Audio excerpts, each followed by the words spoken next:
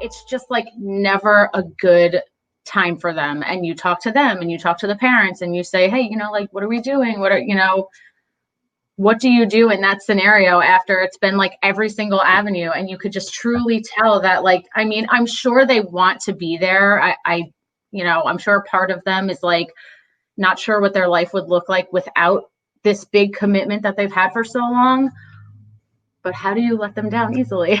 Yeah. But for me, there were two layers to it. One was getting over myself. And I'm not saying that you're in this bucket or your coaches are in this bucket, but there was one layer, which was like getting over my ego and the fact that I had to really swallow a hard pill, which was that I was doing it for the wrong reasons. I was doing it because I wanted to look impressive in front of other coaches. I wanted to have kids on level 10. I wanted to have kids going to college. I was insecure about my own coaching philosophies in my own kind of like personal life. Honestly, like my personal life was bleeding into the gym. And so because I had some other issues in my personal life with my insecurities and some big fears about people like accepting me, and like I had a big fear of rejection when I was a younger coach and like social judgment, I was like rushing that on the kids about like, we need these skills. We need you to compete.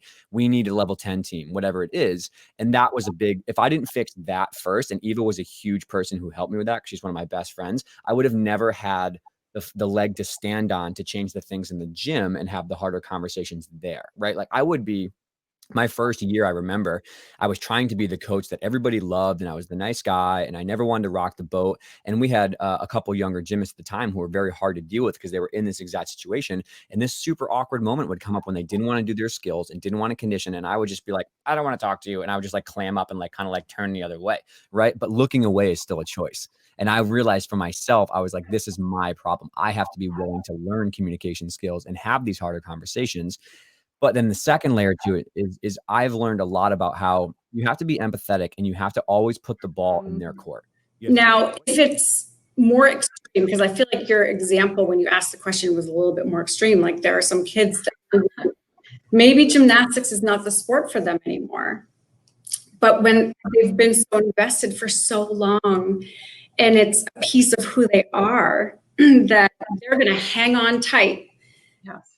Because the thought of saying, I quit is like not a thought. It's just, or it is a thought, but it's terrifying. And maybe not only terrifying to the gymnast, but terrifying to their parents or their mentors in life, or maybe they're worried about what you might think because you've been so invested in their gymnastics. And so I think ultimately it comes down to helping the gymnast feel okay about whatever decision they're going to make. Listen, I adore you, but if this isn't what you want anymore, that's okay. And they're like shocked to hear the coach say that. I can help you make this transition out of gymnastics if that's what you want. And you'll never be a stranger to this gym. You're still part of this family. You always will be. I mean, we're hiring. Do you want to coach? Like, I can train you. Like, maybe they're a better coach than gymnast. That's happened a lot in our gym, Dave. So maybe there are other ways for them to stay connected to the sport that they love without feeling tortured every day as a gymnast in a leotard. Maybe they just don't want to put a leotard on every day and come to practice. So how do you separate, okay, all these kids who are like, ha ha, this is so funny, and my boyfriend this, and blah, blah, blah, and whatever. And then there's the girl who's like getting madder and madder that she can't take a turn on our like one set of bars because everyone else is like standing by the chalk bucket and kind of talking through their turn and taking forever, because she deserves her time too. She doesn't deserve all the time, but she definitely deserves some. So how do you then, cater to that gymnast? Well, Eva, how about these apples? This is a I love it. story. We have a great dynamic in our gym. We've got a real little bit of everything. We are the same thing. Right there. Yeah. It just depends on what the kid wants and how hard she's willing to work for it. And if the coaches have the time and the space to offer her the opportunity. So anything's possible. It doesn't matter where you come from. It doesn't matter, what you learned your basics. I mean, I think it could be anywhere. And I don't think she's too old. I think, what do you think, Dave? What are your thoughts? Yeah, I have two things. One is that there's like three layers in my mind that I'm conceptualizing to like have in place. And then two is we actually have a really good story from the YMCA about this. So we have like, you have to have at the global level of what Eva's talking about. Do I have the programs in place, the people in place, the time, the space, the availability, the equipment, the whatever? That's like the first check of like, okay, you want to do this, I want to do this. Do we have the actual things we need to help you be there? And if you go past that, the next is like, what is the macro level training things do we have? Can we get you more time in the gym? Can we maybe outsource some of your strength and conditioning to another time so you have another hour on bars? Like there's a lot of little caveats there, and that comes down to like the tactical scheduling at a global level and stuff like that.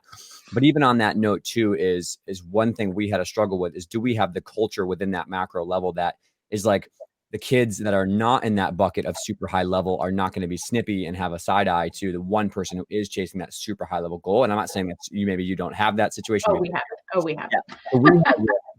So we had a big conversation and issue early on about like a lot of, like I said, like side comments and like, oh, well, this person, and like, it's so easy, realizing that like, no, just different goals and different commitment levels and work ethic towards those goals. If you don't have those goals, that's okay. If you do have those goals and you're not willing to put the work in, that's not okay.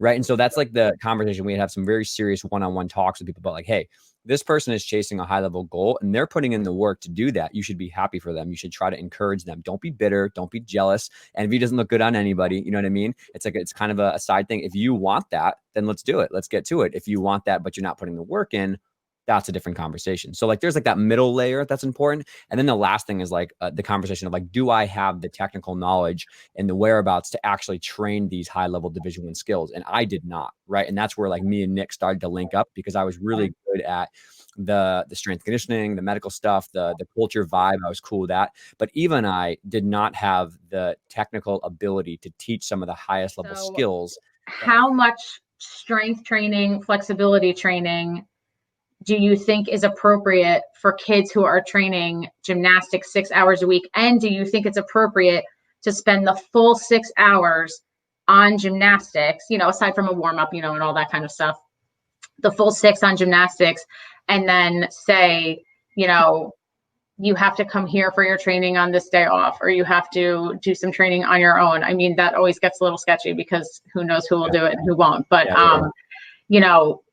what do you think is like the best way to go about that? Yeah, we definitely faced a very similar situation, especially in the summer. We were only at like 9 or 10 hours, and we were having a tough time kind of getting everyone safely back and kind of doing that. And so I always go on the rule of thumb that, and I'm not going to say this is like concrete, but like about 20 to 30% of your time should be physical preparation, should be flexibility, strength, basics, whatever it is, just to keep people safe. Now, that doesn't mean you have to carve out. I think it's unrealistic for you to get the kids to come for 6 hours and have an hour and a half of that be just strength and conditioning, right? Yeah. I think that's very unreasonable in terms of motivation and like actually practically doing it. So what we've done now, and we're back up a little bit more than we were in the summer, but I have had to really pivot quite a bit. We used to have, I believe in a lot more of a block of conditioning at the end of practice or in the beginning of practice to try to like get the most out of it. But I've had to pivot quite a bit about adding a little bit more core stuff and a little bit more flexibility, like in the warm up, and like having a specific 15-minute active flexibility block like here, or like adding some leg strength in on vault, because we're not vaulting to hard surfaces. So I'm okay with the legs being a little bit more tired. So we'll have 3 sub circuits. One is the vault table, one is drills, one is leg strength and plyos, right? So I'm sprinkling in more strength into their rotations. We do more bar conditioning and arm conditioning as a side circuit. On beam, we have a flexibility and a dance complex on the side instead of what we would normally do, which is like just skills for 45 minutes or so like that. So that would be my first recommendation, is to try to get like, what is the bare minimum that I need to be safe and healthy? And for me, that is many components of Nick's daily dozen, which he has, which is like, some sort of like cast handstands, some shaping stuff, shoulder opening, closing, some hollow work, some handstand work, like basics of those things are sprinkled in. And then for me on the strength conditioning side, I know from like the general preparation, they should squat at some point. They should do some sort of lunging at some point. They should do some sort of push up and reverse push up at some point. So like between our shorter blocks of strength that we have, and then also in the actual workouts, we're adding more. But I do think that you should try to investigate some sort of Zoom session with them. And we had a situation where one of our coaches could not be at practice because of her other job, and she was really bummed. But then also we knew they needed more. So we did add in 2 45-minute Zoom sessions over the break. And I would either write programs and give them to them and they did them, or they could do them on their own beforehand and join after. So I know it's hard in terms of like getting someone to actually do that. But again, this is full circle. It goes back to the goals, right? If you want to be safe and healthy and enjoy the 6 hours that you have in practice, the fastest way to not have that is to have a sore back or to have a sore wrist. Mm-hmm. We want to kind of encourage the positive performance side of why we're doing this extra Zoom session at home as a team workout, or why we're having you do a little bit of flexibility at home, because we want the event time to be the fun stuff when you're here. So is there a way to truly and safely get more flexible? And I mean, I think obviously the answer to that is yes, but is there a point, do you think, that a certain kid is just like not going to get more flexible? Like, do you think that there are kids that it's like, this is not happening no matter what we do, no matter how many stretch privates you take, no matter what, it's, you know, it's just not happening? So the hard, uncomfortable answer is yes. There are kids that are born with uniquely shaped anatomy from their bones point of view, where they are going to be unable to do the things that gymnastics requires. Okay. And the most common, the most important example I have of this is I treated a level 9 trying to go level 10, and she had an amazing right and left split, but she literally just could not do a straddle split. It was like hitting a brick wall. Mm-hmm. And she went to 2 other providers. She was considering hip surgery. She had a lot of stuff going on, and they were like going to repair all this stuff. And I don't know why that she hadn't had this before, but maybe just because I have a gymnastics eye and I was giving her assessments that weren't specific. But when there's tests that you can do to say, do you have bones that are shaped different than other people? Like if kids sit in a W as a kid, or if they just grow naturally more pigeon-toed. If you do those assessments and that person has a hip that is just not designed for turnout and like being able to do a straddle, you're going to clearly find that, right? And x-rays do that, but then also assessments can do that. And so when I came to her, the long, belabored, hour-long evaluation was stop doing straddle splits. That was her solution, was don't do straddle splits. Let's maybe learn a toe on and I'll install there. Let's try to swing away from a switch side on beam into a switch leap or a switch ring or some other advanced turning jump. And her mom was like, what? We could just do all those things. I was like, there's a big book over there with a lot of different numbers in it for things you could do. And there's a lot of tests that you can do as a medical provider to pick, is this a bone problem? Is this a muscle tightness problem? Or is this just someone who's just like picked the wrong parent and is just more stiff jointed, right? Even if they are someone who has that like stiffness kind of point of view naturally, we know from research that if you stretch every day consistently, doing things that are based on true science, and I hate to break everyone's heart in gymnastics, but half the things we're doing in gymnastics still are not based on proper assessments, and they're not based on proper evidence-based protocols. They're based on what we've always done for the rest of our lives. And, you know, people are like, yeah, but Rhythmic does this. Rhythmic doesn't do double fulls on floor with forces that are 15 times their body weight, right? And like, oh, but dancers land like this. Dancers don't do double backs. They don't have knees that are 12 years old doing double backs. And so when you look at the scientific principles behind that and you really drill down to, okay, why are we still doing this? Why are we still pulling on kids' shoulders? Why are we still pushing on oversplits? Because no one's given them alternative options. And it goes back to our first conversation, is no one's done that work to translate the medical world into the practical. What do I do in 15 minutes when I have 25 kids that are pushing each other and don't want to listen to me, right? And that's